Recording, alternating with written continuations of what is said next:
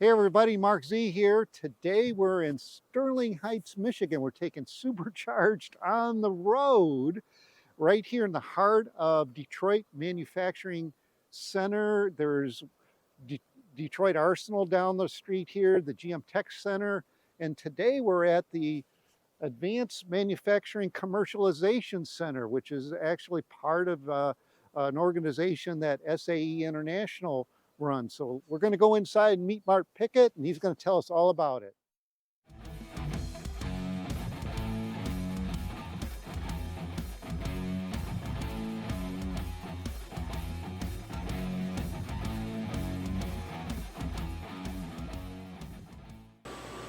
Ingersoll actually manufactured this machine for the Army. This is a pilot scale. It is a friction stir deposition machine. So the ram at the top accepts metallic billet in rod form, and it drives down to the mixing head at the bottom inside the chamber, and it will spin that billet and create frictional heat. It plasticizes the metal and allows it to flow. Very unique about this technology is it does not melt the metal, so you don't have to worry about outcasting, you don't have to worry about changing the physical properties of the metal. And quite honestly, the mixing capability of this machine creates a microstructure that's more mixed than it was as a billet, which is important in terms of if you cut a printed part, a cross-section of a printed part, you would not be able to differentiate the lines in the different layers. It would be uniform. This is called a print coupon. So you print on this base, and you print whatever part from CAD, and then you cut off, or you machine it, you final machine it, and then you cut the coupon off and you have your final part. This machine does both additive and subtractive. So it has a mixing head that lays down metal, and it has a subtractive head that does a final machining. Mark, how long would it take to make a component like that? Is it a day process, or is it faster? It's faster than that, depending on the material you're working with, the geometry of the part you're trying to create. I know that the large machine can print up to 40 pounds an hour. Oh, okay.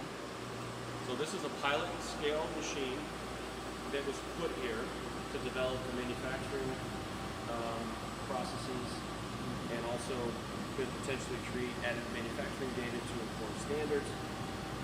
But this machine will be used to inform Rock On and Arsenal, who has a machine that is probably 10 times the size of this machine. Oh, wow. With a print envelope of 16 feet by 20 feet by 30 feet, they will print a combat vehicle hull at scale with no seams. Very Star Trek-ish. Yeah. Wow. Here right now is the subtractive head. You can see the bit at the end. And then there are some trial parts. So this machine was installed earlier this year, went through first article test, was qualified, and now they're starting to iron out the manufacturing process. Right standard operating procedure. Is there, so this machine is a commercially available machine? It is a one-off customized machine that is the mechanical structure that holds the heads and moves them around. It runs on rails. That itself weighs 100,000 pounds. So with this located in Detroit, or Metro Detroit area, this is one of the few places in the world where this technology comes together, right? SAE is integral into this, and the SAE government group that you are working with brings the government side together and the commercial side together. And talk about commercialization for a second. Sure. Because it's part of your mission here, isn't it? Right. The initial project in scope is to support the Army program at Rock On and Arsenal, but long-term success looks like bringing other government agencies. We already have interest at the Air Force and the Navy. We have industry interest as well, not only with defense primes, but also some of the automotive and aerospace companies, and then collaboration with universities for R&D work. The government wants this to exist outside the wire of the Detroit Arsenal to attract companies and other government agencies to come here to collaborate, because they want to develop advanced manufacturing techniques that then become commercialized. They don't want to create a specialized manufacturing technique that's only applicable to defense, because you can't leverage the economies of scale with techniques like that. Right. But if you can commercialize it, then the government benefits by the economy of scale. So Mark, what else is on the menu here for you? You've got a lot of space here. What's the next exciting gig you're gonna? There's another additive manufacturing technique called laser powder bed fusion. And those three crates right there contain other types of additive manufacturing equipment for metallic part builds. They each have a little bit different capability. And those three machines, once funding comes from the government, they will be installed here. And then the rest of this space is open for collaboration. Purchaser, capability, and machine.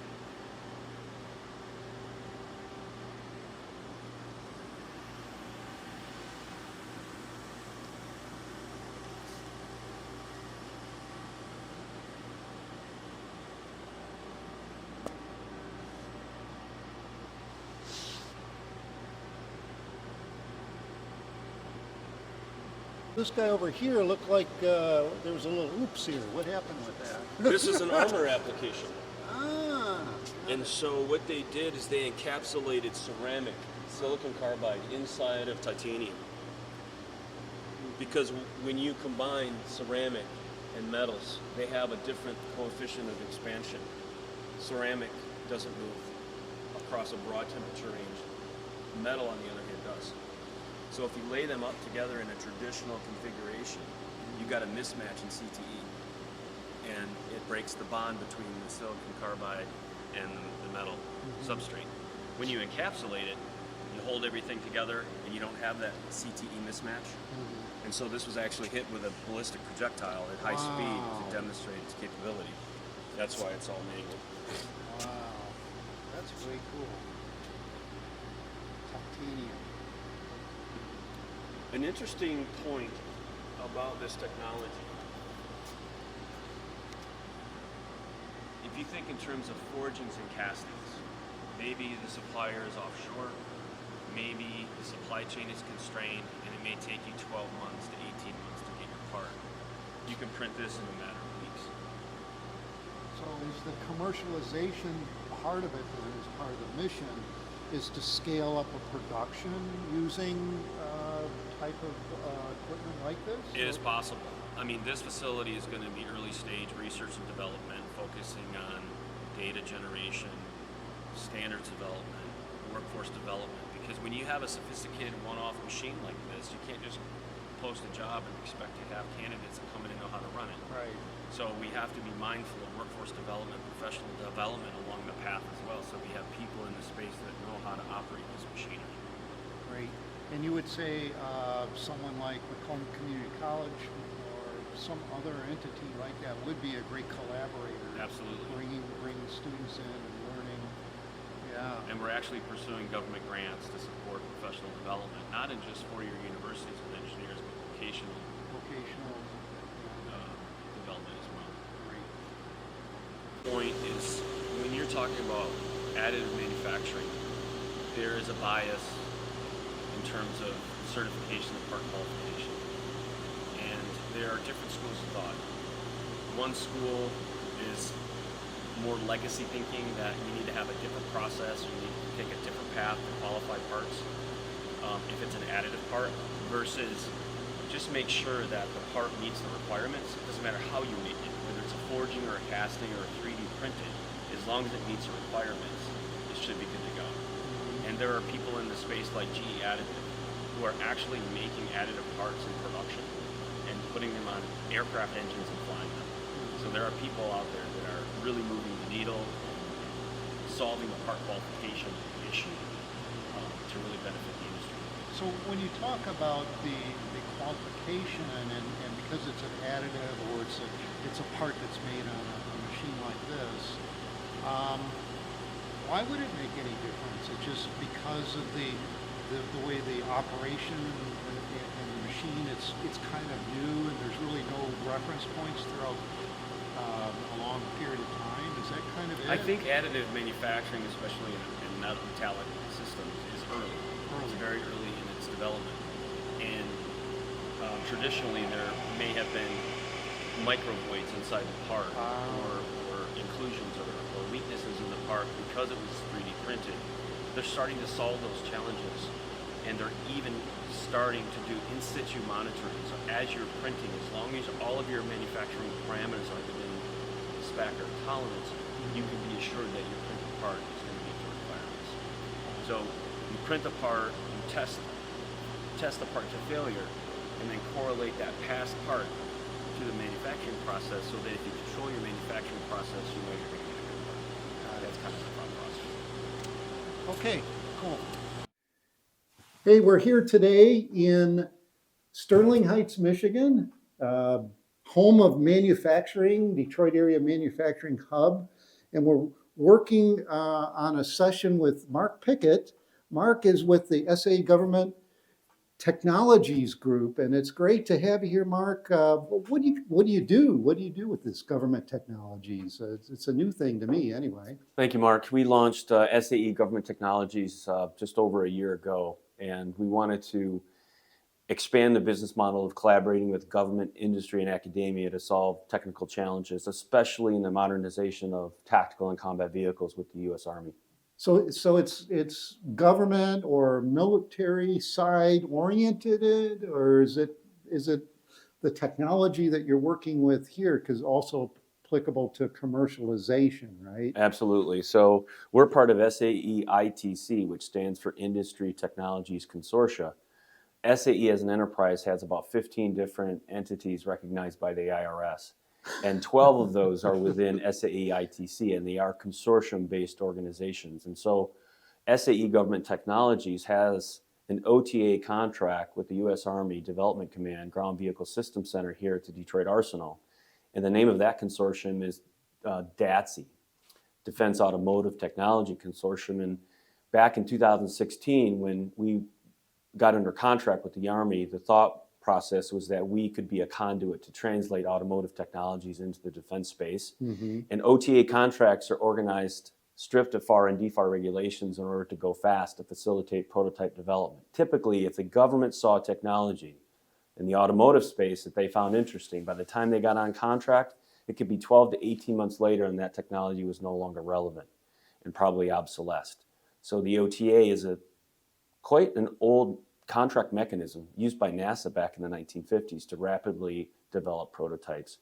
And so DATSI is one of our programs, and I'm on the, I would say, business development side, and so I collaborate with Ground Vehicle Systems Center and the program offices at the Detroit Arsenal to bring projects to the consortium. We manage a consortium of about 200 companies, and we all collaborate on solving mobility challenges within the Army across 8 technology focus areas such as cybersecurity, advanced energy storage, and safety systems, for example. Mm-hmm.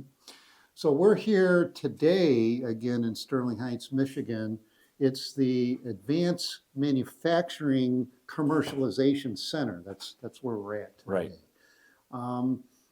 More details about what the technology here is all about in the center. Could you share a couple ideas of what you're working on? Absolutely. And I think this came to fruition because we leveraged the relationship, the strong partnership we have with Ground Vehicle Systems Center.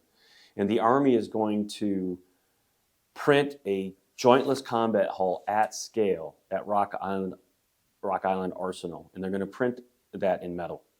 And so in order to get that manufacturing process correct, they need a pilot facility. And so we've been tapped on the shoulder to prop up a center where we have a pilot scale machine that's identical to the one that's going in at Rock Island. So we can leverage the use of that machine to generate relevant additive manufacturing data, where we can train workforce, we can develop standards, We can characterize raw materials, develop manufacturing processes, and most importantly, develop techniques to qualify parts to make sure that 3D printed metallic parts are going to work. Well, tell me a little bit more about your ideas in the standardization efforts. I'm a standards guy, but I know nothing about metal or manufacturing, anything like that. Cybersecurity standards, yeah. OBD2 standards, yeah. Are there a lot of standards in this area? And SAE is probably already thinking about playing a big role in that, aren't they? Yes, we have a aerospace material specification additive manufacturing data consortium. And that is a consortium of volunteer organizations that come together to coalesce to perform experiments and generate additive manufacturing data, especially in metallic parts. Mm-hmm. And they share that data across the consortium membership and industry to sort of raise the tide for all ships in the additive manufacturing space. And then that data is used to inform standards that are relevant to that manufacturing process or that raw material utilization or even part qualification. And so if you think in terms of supply chain innovation and additive, mm-hmm. SAE is collaborating across its different entities to, again, bring value to that space, create data, inform standards, use facilities like this to do experimentation, research and development, and pilot scale work, and then collaborate in the space with other organizations and leverage Performance Review Institute, for example, mm-hmm. That has programs to oversee supply chain to make sure that safety and quality are utmost mm-hmm. Performance levels. Well, maybe a question or two going back to DATSI. That was interesting. Yesterday we were at an industry event where we started talking there. You were sharing information with other colleagues in the defense industry. The commercialization, bringing in these non-industry, non-defense industry companies, large and small, really has an opportunity to bring great technology and accelerate what is coming into the U.S. Army and what they're trying to develop. The technology today takes years for government, I guess, to get it under contract. And that's part of your opportunity to accelerate that, right? Absolutely. Probably nearly two-thirds of the membership of the DATSI consortium are small business or non-traditional defense contractors. And so there is a bias within the U.S. government that sometimes you find the most unique tech underneath the sofa cushions or underneath the kitchen rug. You've got to really look and search for those small, innovative companies. And some of those companies have no idea how to do business with the government, and that's mm-hmm. where we come in. We can help simplify the acquisition process for them, introduce them to the right people within the government, present them with problem statements that then are relevant to their capabilities, and they can come to the table and collaborate with other consortium members to solve really tough challenges. Well, and just to make another point, I think you brought up the deliberate name of this center, Commercialization Center.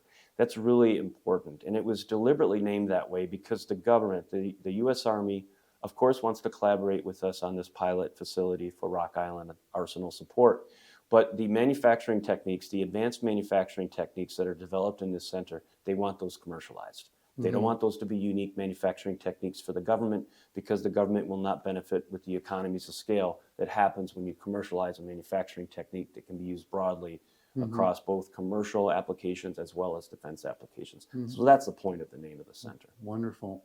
So if people wanted to get more information, they could reach out to you, I'm sure. They could Google the SAE DATSI Consortium. I guess they come over here and visit with you sometime. It'd be great to see the facility and what you got going on. So I really appreciate all the time you've taken here to show us around and tell us about anything that, one more thing, supply chain and recovery elements. That's new too. Can you talk about that real quick before we wrap up? Yeah, that's our most recent consortium and program activity. We identified back in June of last year that critical materials and critical elements are important to national security in the defense supply chain as well as aerospace supply chain. Some of those critical elements that are used in critical part fabrication, they're sourced in adversarial nations. And so if an adversarial nation wanted to get sideways with the United States, they could turn off that supply and we would be stuck not being able to find those raw materials to make those critical parts. So we formed a consortium to solve that. Our first grant was awarded to us by the Office of Local Defense Community Cooperation, where we are going to harvest scandium, which is important in high-performance aluminum alloys, from industrial waste streams in the United States. And it's economically competitive with the source in China. So not only is it going to provide a fully capable supply chain in the United States for scandium, it's also environmentally sustainable because we are extracting it from waste streams, industrial waste streams in the United States. And we're going to continue to go and solve those challenges for other critical elements, rare earth elements, for example, that are important for advanced energy storage and so on. We're going to continue to build out this capability. Gosh, that's exciting. Well, again, thanks for joining, Mark. I really appreciate your time and learning more about all the different associations that SAE is involved in. It's like, oh man, more than just the standard stuff. And the SAE Detroit section is very pleased that you're located here within our regions. Thank you, Mark. Thanks again. Thanks, everybody. Well, have a great day, everybody. A supercharged day. Thanks for joining us. And if you need more information, please reach out to me and I'll put you in touch with the Manufacturing Center, Detroit section, and we'll see you next time.